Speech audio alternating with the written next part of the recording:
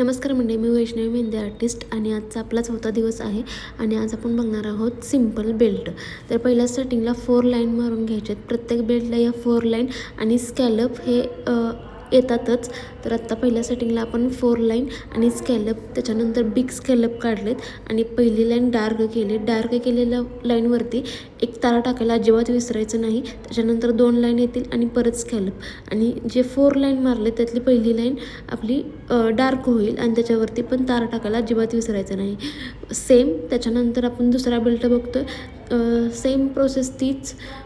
4 lines scallop, पहिली line dark आणि तारा टाकायला अजिबात विसरायचं नाही आहे. तुम्ही लास्टला जरी ती पहिली लाईन डार्क केली तरी चालेल, काही प्रॉब्लेम नाही, किंवा तुम्ही आधी जरी केली तरी काही प्रॉब्लेम नाही.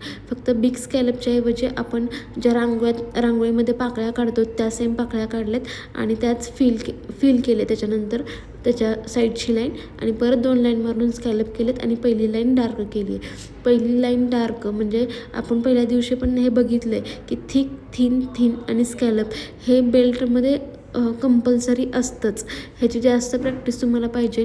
आणि ब्रायडलमध्ये कोणतीही मेहंदी असू देत ब्राईडची, तर हे तुम्ही कुठेही तुम्ही हे बेल्ट यूज करू शकता. एकदम सिम्पल, सोपे, दिसायला पण छान असे बेल्ट आहेत. स्कॅलप काढल्यानंतर मी परत छोटे छोटे राऊंड काढलेत आणि त्या राऊंडवरती परत मी स्कॅलपचा एक बेल्ट टाकला आहे आणि त्या राऊंडला हे स्कॅलप चिटकवायचे आहेत पूर्णपणे आणि त्याच्या साईडूनच एक थिक लाईन मारायची आहे आणि एक तारा टाकायला अजिबात विसरायचं नाही आहे. त्याच्यानंतर 2 लाईन आणि परत स्कॅलप हे ठरलेलं आहे. फक्त जी काय आहे फक्त ते आतलीच डिझाईन चेंज होत जाईल. तर आपण आता फक्त आज सिम्पल बघतोय, तर सिम्पलच डिझाईन असतील. तुम्हाला हे पटकन इझीमध्ये येऊन जातील. तर आपण पुढचा बेल्ट बघतोय. परत 4 लाईन आणि यामध्ये स्कॅलप मारायचे नाही आहेत. थोडंसं अंतर ठेवून एक लाईन ड्रॉ करायचे आणि झिगझॅग लाईन मारायची आहे. याच्यामध्ये झिगझॅग लाईन मारल्या म्हणजे तुम्ही छोटे छोटे डॉट द्यायचे आहेत. यातलं अंतर जास्त नाही ठेवायचं, एकदम छोटं ठेवायचं.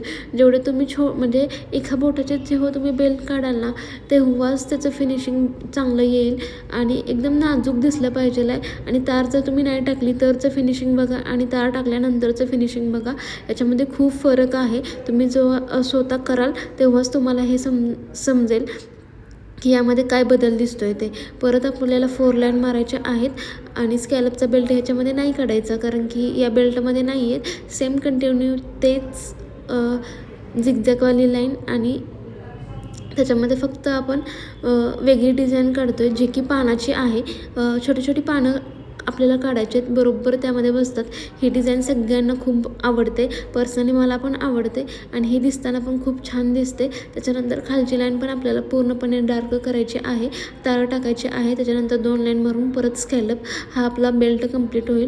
तसेच तुम्हाला नवीन नवीन बेल्ट डिझाईन्स आणि टेक्निक जर शिकायचे असतील तर चॅनलला लाईक, शेअर आणि सबस्क्राईब करायला अजिबात विसरू नका.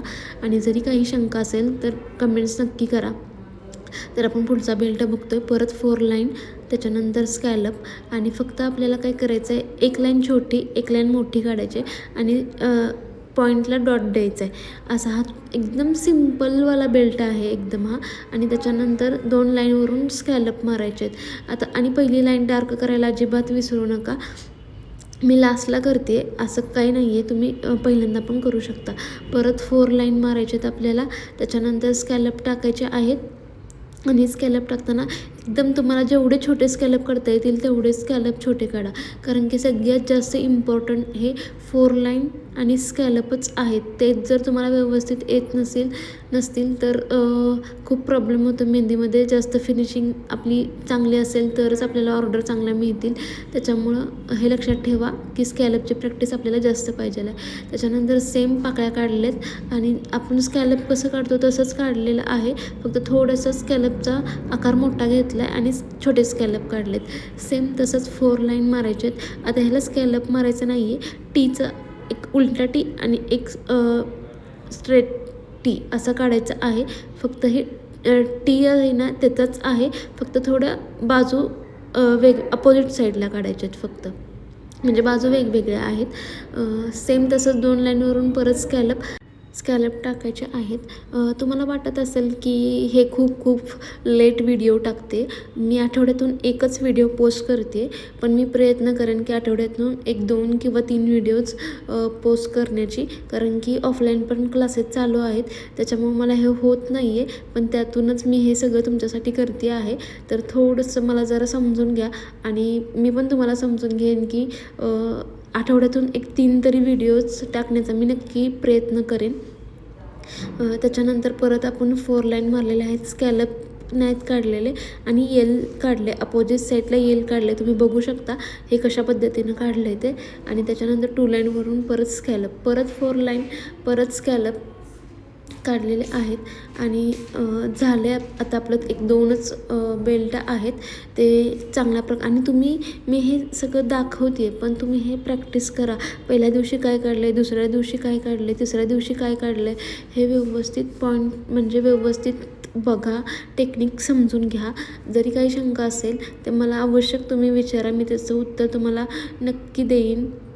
त्याच्यानंतर परत एकच लाईन ड्रॉ करायचे, म्हणजे वरून खालून अशा छोट्या फक्त ते चिटकवायचं नाही आहे, थोडंसं अंतर ठेवायचं आहे आणि असा आपला एक बेल्ट तयार होईल. एकदम साधे सिंपल कोणाला पण येतील असेच सगळे बेल्ट आज मी घेतलेत. याच्यामध्ये अजून डीपमध्ये पण बेल्ट आहेत, तर आपण ते पुढच्या व्हिडिओमध्ये बघूयात.